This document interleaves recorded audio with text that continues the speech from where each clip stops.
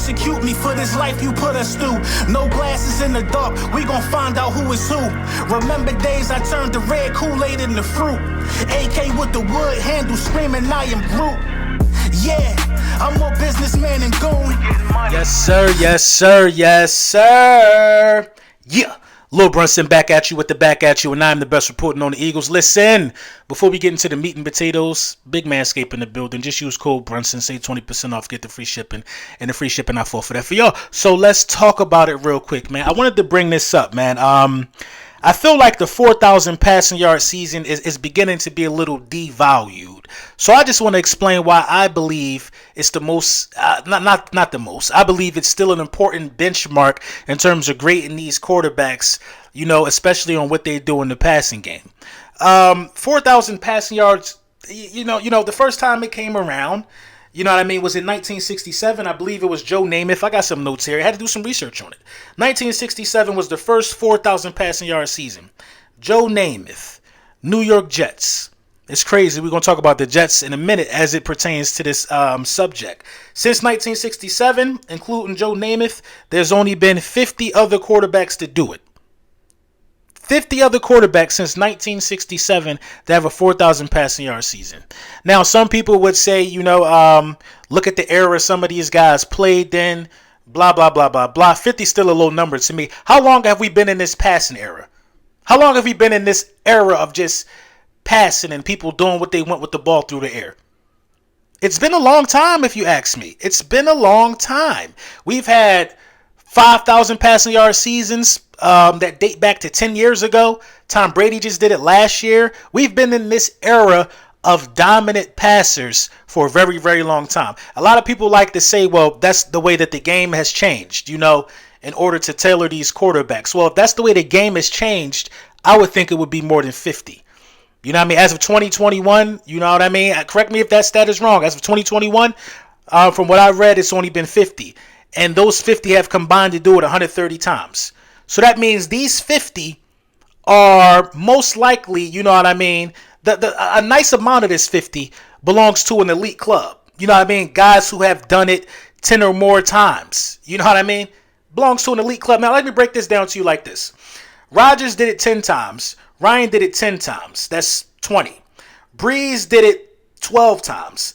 We're going to just count in tens. Breeze did it 10 or more times. Rivers did it 10 or more times. Brady 10 or more times. Manning 10 or more times. So that's 10, 20, 30, 40, 50, 60. So that's 60 times it's been done out of just those guys I named alone. 60 times. You know what I mean? 60 times. Now, if you want to add the whole number, 73 times it's been done out of just these guys alone. These are just the guys with 10 or more.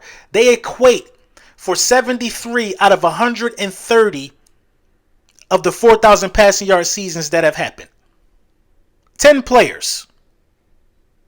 10 players. That's ridiculous to me. So when you're talking about elite level passers or elite level passers versus the game changing in favor of the quarterback, I think it's just, you know, we're in the age where guys really can throw the ball. It's that strong handful of guys, you know what I mean, that's playing in the same era that really can pass the ball.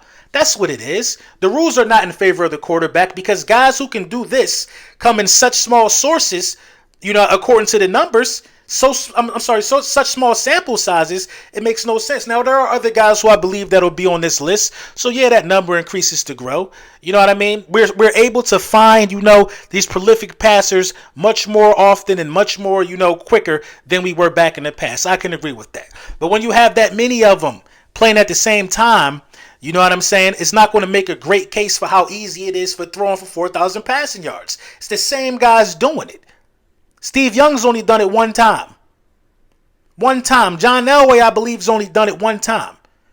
Donovan McNabb has never done it. Steve McNair has never done it. And these are guys who were franchise quarterbacks. Franchise quarterbacks. Kirk Cousins did it 6 times. 6 is a decent number. 6 is a decent number. 6 times. 6 is a decent number. How often do young quarterbacks do it? You know, we give a lot of high draft picks to, you know, first round talent. A lot of high praise to first round talent. Do a lot of these quarterbacks, do a lot of these rookie quarterbacks taking over franchises, do a lot of these guys throw for 4,000 passing yards? They don't. The list is only 4. Justin Herbert, Jameis Winston, Andrew Luck, and Cam Newton. Andrew Luck and Cam Newton.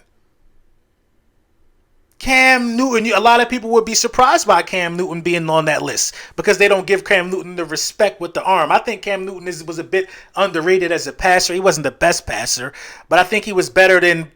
I think Cam had a better arm than McNabb.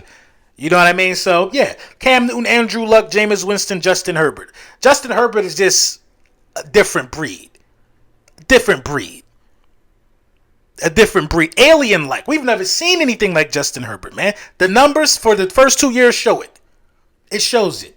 You know what I mean? Jameis Winston, always been a good passer of the ball, but Jameis Winston is a wild card. He takes chances. Andrew Luck, a good thrower of the ball, but often gets caught up in taking chances. Gets caught up in taking chances a lot. Cam Newton, strong arm, but not the most accurate. Takes chances. There's only been one pure pocket passing quarterback as a rookie to throw for 4,000 passing yards. The rest of these guys arguably take a lot of chances until Herbert came along. The Bears have never had a 4,000 passing yard quarterback in a 16-game era. It's 42 years, ladies and gentlemen. 42 years. Make it make sense if it's so easy. Make it make sense. The Jets haven't done it since Joe Namath did it, being the first guy in 1967, I believe. Because the Jets are also on that list of not having a 4,000 passing yard quarterback in the 16-game era. Now, how can Jalen Hurts get to 4,000 passing yards? How can Jalen Hurts do this? 4,000 passing yards, it's not like it happens 20 times in one season, 20 different quarterbacks are getting it. No, back to 2011, I've only found, I want to say 13 quarterbacks that did it in one season, dating back to 2011. So not even half the league has done this before in 1 year. And mind you, when going back to 2011, who's been running rampant in the league? These aliens I named: Rodgers, Ryan, Breeze, Rivers, Brady, Manning. It's been the same guys. All of them had lengthy careers. All of them played over 10 years in the game. Over 10 years in the game, everybody I just named to you. So having these guys in the league for over 10 plus years, abusing everybody, 4,000, there's only been a handful of guys doing it. Everybody doesn't do this. They don't do it. So how can Jalen Hurts do it? Let's talk a little bit about the numbers. Jalen Hurts, I believe, had 3,100 passing yards last year. Where I write it? Yeah, 3,100 passing yards. Jalen Hurts average. First of all, let's back up. Let's back up for a second.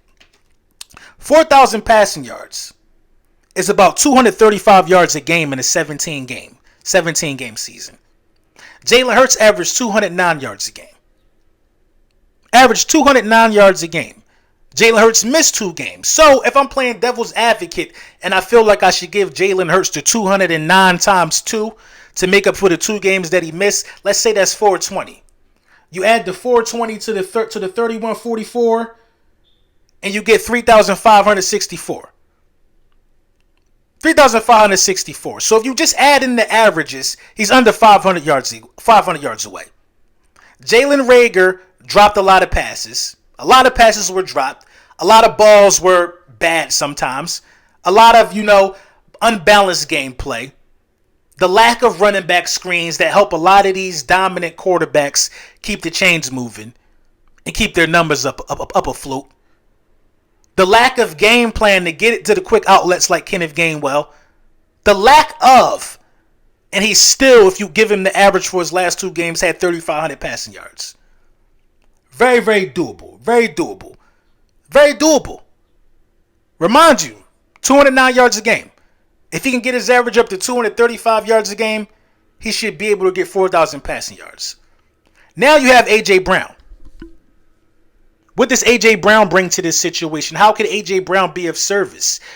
Listen, if Jalen Hurts has a game where he's getting hot and he's singling out one of these wide receivers and they just having their way with the defense, then the double team comes in. Who do you double team over A.J. Brown or Devontae Smith?